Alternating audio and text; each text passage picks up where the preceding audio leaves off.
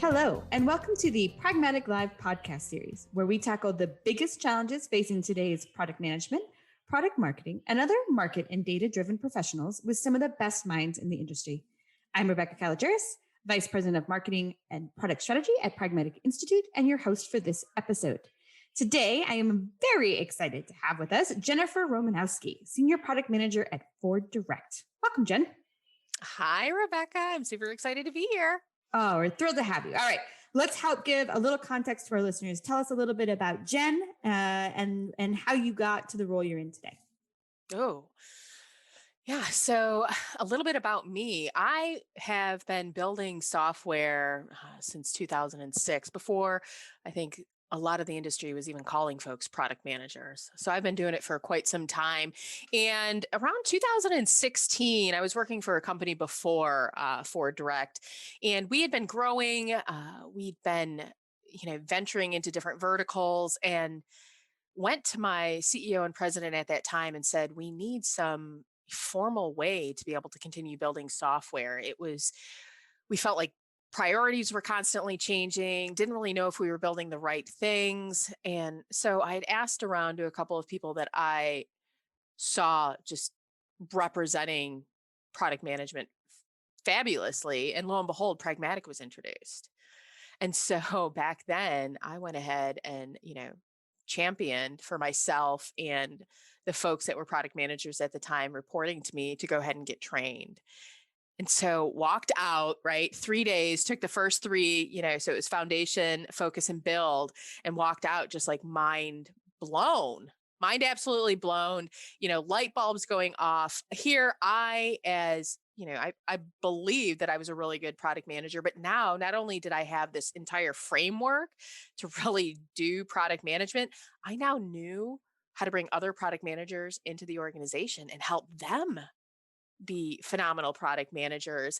And so I was super excited, ecstatic. Unfortunately, at that time, we were not in the position in that organization to really adopt an outside in approach.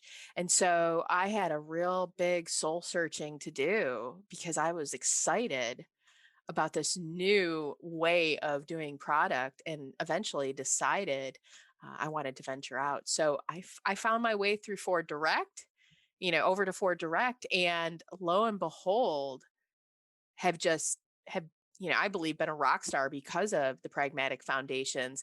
And finally, just over a year ago, was asked to help the entire Ford Direct organization adopt the pragmatic framework and to get all of our product managers, in rock star shape. So yeah, that's a little bit about me, where I came from, and why I'm sitting here with you today, Rebecca. Well, I love just about everything you said there. So that's awesome. Before we dig in a little bit deeper on all those things, tell me a little bit about Ford Direct. What about this company? What does Ford Direct do? And then what was it about it that made you think this was going to be a place where you could really like spread those wings and practice that sort of outside in focused product management? Yeah, that's a great question. So first off, Ford Direct is a joint venture between Ford Motor Company, right? The big gigantic global company that we all think of when we think of Ford, and all of the dealerships within the United States. I'd had my eye on Ford Direct for quite some time, because literally their headquarters is about 3.5 miles from my house, and knew what they were doing, kind of knew a little bit about them. And so when the opportunity popped up, through a recruiter, I decided to have that conversation. And, they're building marketing technologies with Ford with the dealers. And to me, it was just like all of those little tiny buzzwords when you're in an interview, like what they're saying and what they're doing, and how they're trying to change. Then when you look at what Ford has really been doing over the last couple of years, if anybody happens to follow the Ford story, you're going to recognize that Elena Ford is leading a part of the organization of Ford Motor Company called the CX group, the consumer experience. So there was just all of these signs that were pointing to like Ford, and then even Ford Direct really putting more focus on the customer. And when I asked about any type of formal framework or anything of that nature, the response that I got was Ford Direct was evolving and was really looking to adopt a more product driven approach to what they were doing. And so my light bulb went off, my spider sense got, tingly. And I said, I think this is a really good opportunity to at least, get my feet in there and see what's going on.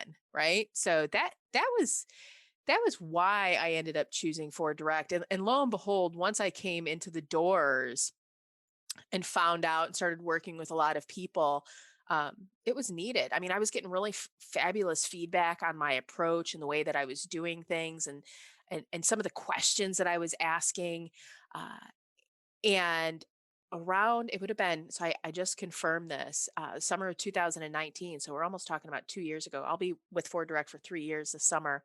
But in a year after, uh, we get a new VP of product, right? We get a new VP of product. And here's me with my little like pragmatic background in my back pocket, just looking all good. And he's standing up in front of the entire product team and he's saying these things and he's talking and he's making these comments. And I'm like, And he's like outside in, and I'm like, market driven, and I'm like leaning in and I'm like, what? So I pull him aside afterward. I said, you talked about a couple of things and I'm curious. And you made comments about some training. What are you talking about? And he's like, I'm familiar with this product framework called Pragmatic. And I was just like, the skies opened and the angels sang and it was great. It was to me, I validated, right, my decision right there Yep. to step into the organization. So shortly thereafter, not only did we have a VP of product, but it was almost, I guess, maybe almost a year later, our VP of marketing came in, same thing, pragmatic background. So talk about this absolutely like perfect conglomerate, your leadership with product, your leadership with marketing, both having the background. Oh, and it's an exciting place. And, I'm validated every single day that the decision to accept working with Ford Direct was the right decision for my career. So Well, that's awesome. And what's so great too, there, like the signals they gave you in your interview, they meant them, right? Because they've continued to invest in that kind of transformation. And it is a transformation, right? You came in, you clearly demonstrated and showed sort of like what is this approach can do. And it was really attractive to people. And they brought in more people. But it would be great if these kind of things happened overnight, but they do take time, right? yeah. So you guys have spent now, years transforming. Can we like talk a little bit about what that's been like and the transformation? Like, did you guys sit there and think, okay, we're going to really transform to market driven? Let's like map out what this takes, or was it just like let's do little pockets of examples? I don't know that it's an either or. I think it's a little bit of both, right? I think it's a little bit of both. And so we started, it's literally been a year since I've been walking down this path for the company. And so we had started probably about 6 months after the VP of product began, and I knew he was interested in Pragmatic, and Pragmatic started Foundations Online. And I'm like, hey, look, it's online. Like, let's get a couple of folks in here. And so he did. He brought, I can't remember the number, but I think it was like anywhere between 5 and 7 folks through the online. Or like, I think it was the first month that you guys introduced it, Yeah. even. I think it was that first month. And so it was a little bit until we could all get back together. And so last year around this time, we finally revisited, and he asked, I love it because you use the like techniques that you discover through Pragmatic and you validate again, right? So he's like, what do you guys think? Does this seem to be valuable? Does this seem to be a good thing? And everybody was resounding, absolutely. Yes, we need this. We please, like begging, please bring us something, into the organization to align us all.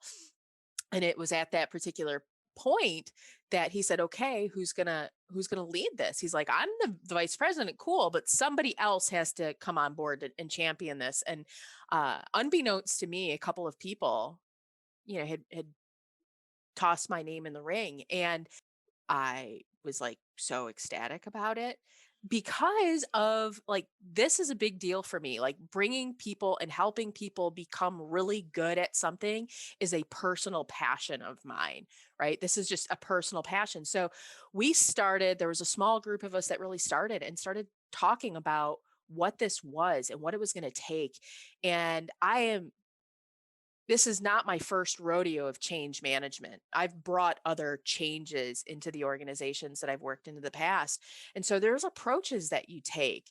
And so you say, did we map everything out? No, I mapped out a couple of goals, right? And one of those first goals when we talk about transformation is getting your leadership team on board. Getting your leadership team on board. And so that was the number one first thing that we did last summer, after we all talked and kind of like discussed some of the challenges that we would have, and we got the leadership on board. So we brought in Pragmatic and did the executive training. I think it was last September was when we finally managed to get all the ducks in a row to be able to do that. Right. And at that same exact time, I sat with that group and I said, I was like, okay, we're real close to this, right? Like we're close to product. I said, does the rest of the organization think we need help? Right? Does the rest of the organization think we need to get better at building product? I'm like, because if they don't, then this is going to be a real hard change management project. Mm-hmm. Do right? they see the problems? Do they see the opportunity? Yeah. Either way. Yeah. Do they see the problems? Do they see the opportunity? So at the same time, we're getting the ball rolling with our executive leadership to get them on board. We go ahead and start interviewing internal team members and find out, right? What are their thoughts? How are they feeling? And we're getting the rumbling like, yep, we did this red, yellow, green light. What do you think? And everybody put us in the like red and yellow. So then we did a company-wide survey and we got more details back from them and said, really to create that baseline too. Because if we're going to go ahead, I'm almost dedicated to this initiative. Right? I am almost like 75% focused on all of this. So if we're going to dedicate resources, time, energy, money, we're going to train people. If we didn't have a baseline to know where we came from, that would have been a failure on our side. So that was where it all started. And from there, it's been what I would say kind of this really like learn and adjust approach since, right? So we got the executive team, then we started to look at the actual team members, the roles, take the framework itself and really say like, what are the, like a gap analysis, but in a real, like in that real true, like practical application, like what are we really doing here, folks? Can we really say that we're, not this like fluff of, pretending we're doing these roles, like these real hard conversations of, are we doing this? Are we not? Are we good at this or are we not? And realizing, that there's a lot of opportunity ahead of us to continue uh, to train, to talk, to live this different way. We've emphasized this the entire time, that this is it's not a process. It is a mindset change to how we approach business. And finally, after a lot of that exploration in January, we announced it to the entire company. I sat behind a computer screen and was able to talk about one of the most exciting topics that I personally think I could talk about, which is bringing Pragmatic into the entire organization. It's so much good stuff. So I think one of the things that's so exciting about hearing your story, Jen, is so many of the things that you talk about that you did are consistent. I hear consistently from those clients who really get it and really start to make change, right? It's a champion, right? You're going to have someone who's got the wallet that we could open, right? And we've got lots of people that go through training, but those organizations where it really works have a champion or kind of a team of champions who are doing that translation layer, who's keeping us honest. It's so critical, as is the leadership team. We've certainly seen it work without, right? But it is a wonderful thing when there's alignment with the leadership, there's backup there. And not only just because then there's product and leadership alignment, but that leadership team, of course, is very cross-functional, right? And when you're talking about being market driven, it is not just a change to the product team. It really is a change to the organization culture. Yeah. And I think that that is so great when you're able to get them to kind of understand and see and get excited about it. Oh, 100%. 100%. And, so after introduced to the organization, I literally went through every single department and had a what's in it for them. Yeah. What's in it for them? Why is it important that we do this? Why does finance care about product changing the way that they approach building product? Why does technology, right? Why does our legal team? Why does HR care about it? The whole 9 yards. I mean, it's it's a change, but especially because Ford Direct itself is somewhere around, I think, 450 team members, give or take 50, uh, depending upon, I guess, maybe who you ask. Um, and so to not have done that with a medium-sized organization would have been like, there would have been questions out there. There would have been questions out there. There would have been people wondering, and potentially even people creating barriers or friction around the changes that we wanted to make. Smart. Again, that translation for what's in it for them, because I think sometimes as product people, I did the same thing. I took the training in 2005 and I was like, oh yes, I get it. Oh, and then it just became so almost like, I'm gonna say apparent, but then you just becomes like, obviously this is the right thing. And so you just start kind of marching along. And sometimes you forget that, it's obvious for you for different reasons. But if you're not bringing those groups along in a way that relates to them, like they don't think about product all day long. They don't dream about market visits. I don't know why not, but they don't, right? They're a different group. So, but I think that translation thing is a really, again, a really smart choice in order to make the type of change that it really not only allow the product team to change, but to allow those changes to really have an impact within the organization. Yeah, we have, historically Forward Direct has completed a lot of technology products. So we have this incredible technology team that has been there to deliver for us the entire time. And now as we are introducing this product team in and increasing the skill set of the product managers within the organization, it's really truly representing that partnership of, let us go identify the problems. I mean, this is my favorite conversation, is with technology, right?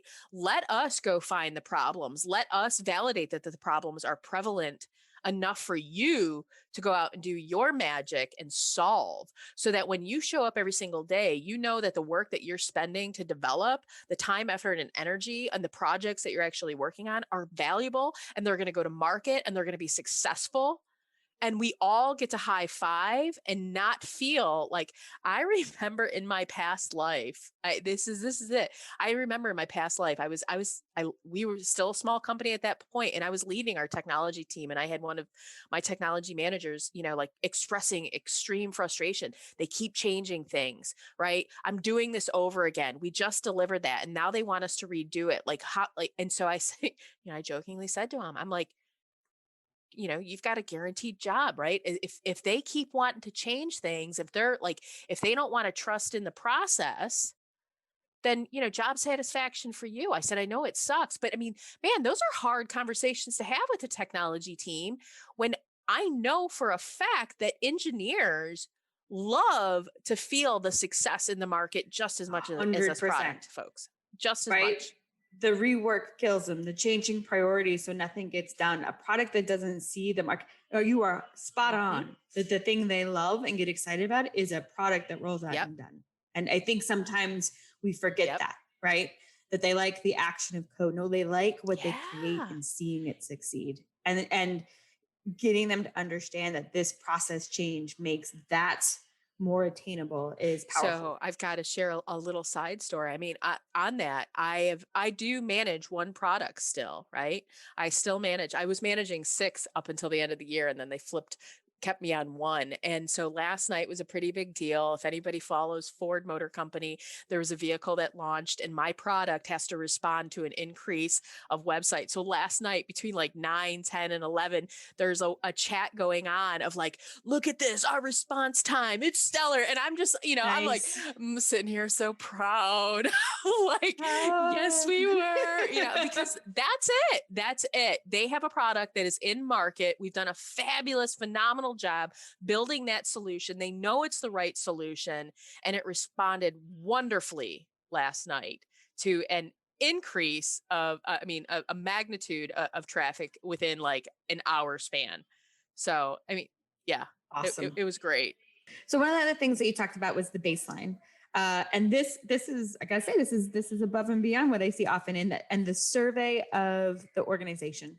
How was that emotionally for the team to kind of put that out there? Oh man. So I think depending upon who you ask, you're going to get a different response to that. I love I'm slightly twisted. I love the bad news. Right? Bad news tells me I've got all the opportunity in the world, right? If it was delivered back and it was like, "No, you guys are awesome and great and stellar and, just tweak this little tiny thing over here," then I'd have been like, "That doesn't seem fun and exciting." you know? That doesn't seem like a lot of amazing thing for me to do. We talked about it. Some of it was a little rough to take, right? You want to believe that you are doing a good job and that you are in a good position. And so some of it was a bit rough, but I think for the most part, it was that validation that all of us were already feeling and just never really talking about, right? It was that validation of truth around there is an opportunity for us to get better here, and it's not just us feeling this, right? It's all of us, and I'll tell you this, right? Even though it put it lent to a conversation around the disconnect between product and our marketing, like our sales enablement folks, in a way that I don't think we had yet really wanted to face. And so that to me, it was a bit uncomfortable in some regards. The emotions were a little bit like, what are we really going to hear? But I'm all about the truth. That's one of the things that I love about the framework is that it takes the ego out. When you start looking at data and you start looking at the problem and you start looking outside of yourself for really what those problems are, regardless if it's like this internal approach to what we were trying to do or literally outside with an entire market because you're trying to sell something, that if you can leave that ego at the door, it makes it really easy to have these conversations, right? It really does. And I think it speaks a lot also to the culture you must have it for direct, where there was both trust enough to send it out and not and feel like it wasn't like this is being done just to beat ourselves up, but also the trust for those who responded to feel like they could be Hmm. honest and it would be productive and not, oh, you gave us a red, well then down with you, right? You're a redder red, right? Like, so I mean, I think that speaks to, well, it doesn't mean there wasn't without some emotional pieces. That does speak, I think, very highly of the culture that's there. Yeah, we organizationally have made a number of cultural change over the last couple of years. So I think our culture was really aligned for the opportunity itself. And then this last year, one of our strategic goals has been it literally is operational excellence. And so it's not just even the product team. And we have every single team and department within the organization that is looking inwards at themselves and saying, how do we become better? Because if we are becoming better, if we're moving towards a more, diverse and inclusive culture, if we're moving towards a more open and honest culture, if we're, really embracing the core values that we've created, which is like accountability and integrity and trustworthiness, if we're embracing and living those things on a daily basis, then we should be getting better. And who's going to benefit? All of our customers, every single one of them.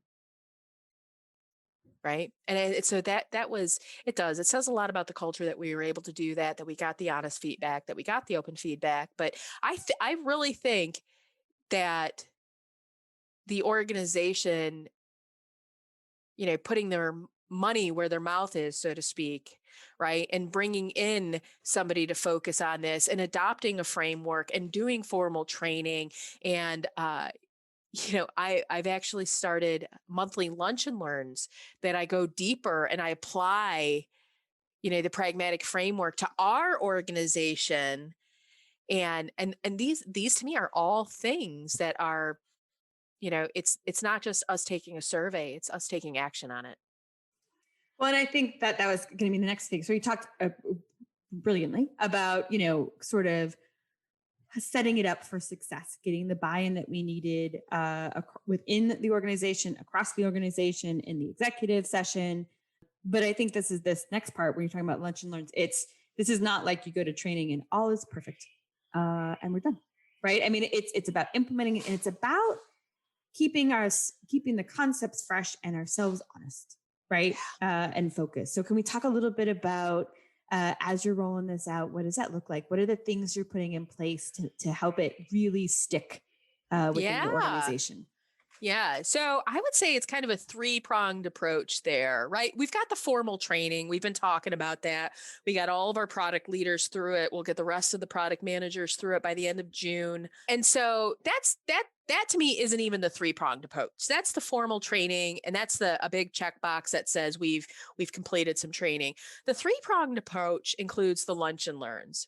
So throughout the entire year, every month I'm conducting a lunch and learns from like deeper into like, how do we identify market problems? Yesterday's was we use our task management software for our development team is Jira. So how do you prioritize a backlog for the development team in Jira, right? Next month is like how do you build a quarterly roadmap, right? And we're going to go to buyers and users. We're going to be, what do you do when ideas come up? We're going to go through every month and have a topic. So that's one of the prongs, right?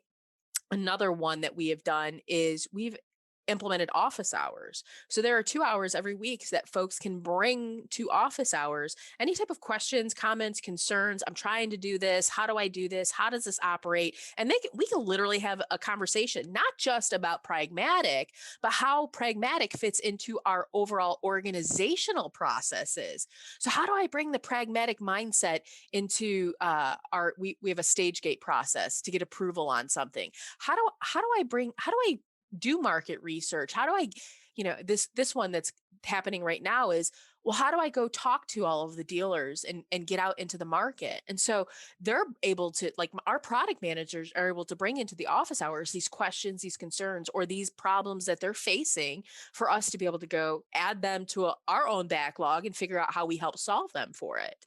Right. So that's that second approach. Right. So we've got the lunch and learns, we've got the office hours, and then the third is what I'd say is a little bit more passive approach. I am writing. So I'm starting to blog, and every week I've got 30 minutes set aside of all of, I have a list of, I think, 17 different questions that I've been asked, repeatedly or more than once. And I'm just writing, here's the approach, right? Here's a way to look at it, right? Here's how you can handle that to hopefully even drum up some of the conversation. So that's the three-pronged approach. I will tell you the fourth, and I should have said this because we just talked about it this morning. We're gonna make sure that they're all involved in the pack now. Nice. Right. We're going to make sure. So I've got the little note, Georgina, if you listen to this, hopefully I've already talked to you. Otherwise,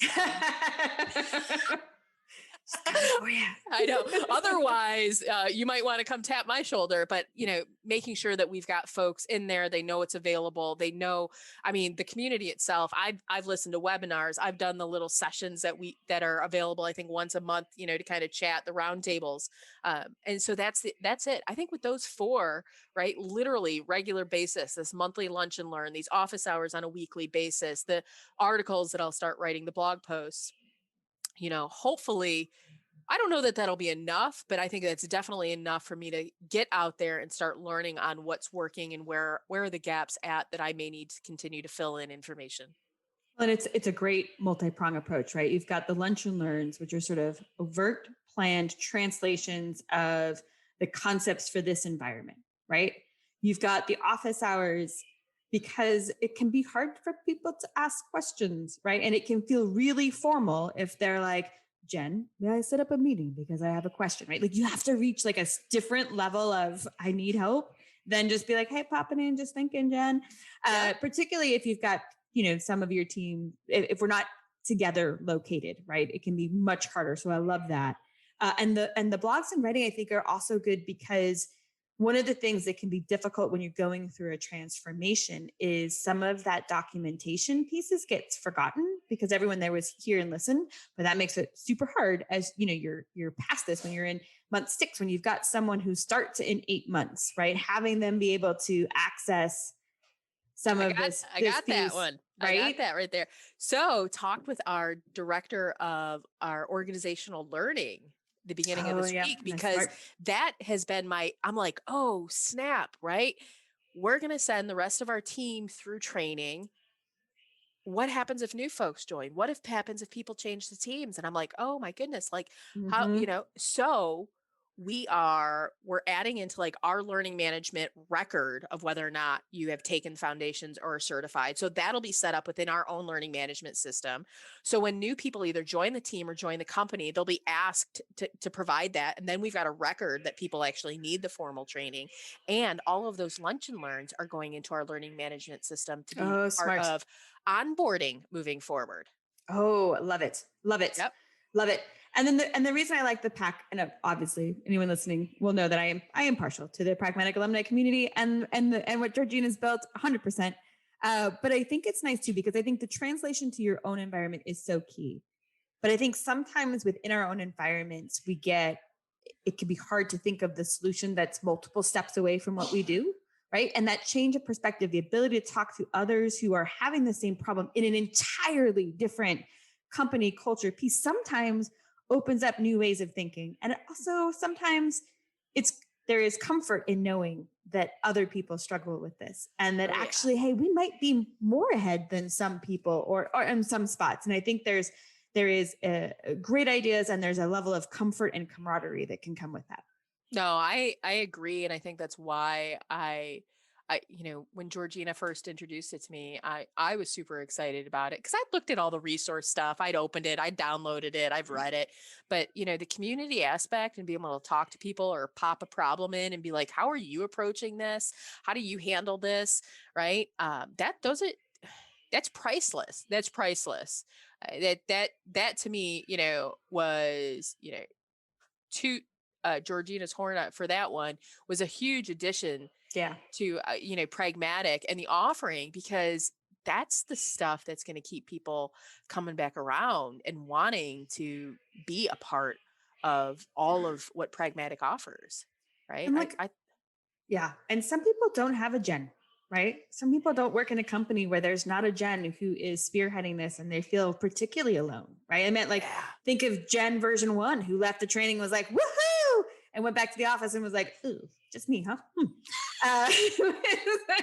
I mean, I think there's great value in both settings. So yeah, it's always better to, even if you're dealing with problems or struggling or frustrated, sometimes, to your point, it's better to know you're not the only one 100%. that's experienced it.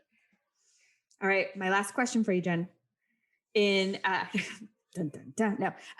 the end of the year, if you look back and think, man, this project so far has been really successful because what?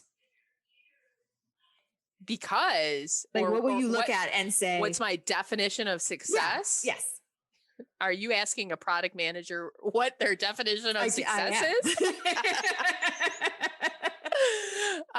So, I mean, I could give you the list of success measures that I've already defined, but for me personally, I think that there's 2 of them. And that is, we have the onboarding is set up, right? And we know that every single product manager that comes into the organization is going to be set up for success, whether they have been introduced to Pragmatic before or not, right? So that to me is a huge, huge deal, because that means that means it goes on. It goes on and it goes on. The second is that our entire product portfolio has roadmaps for 2022 and all the way up from the beginning of till 18 months after, and the entire organization is aware of what's on those roadmaps. And our product managers have the confidence to speak to the business around what is on those roadmaps and why there are things on it and why there are things not. Yeah. That will be, I mean, mic drop, right? Love it. Love it. Jen, it was a blast. Thank you so much for coming on today. Absolutely. Thank you for having me. It was a pleasure. All right.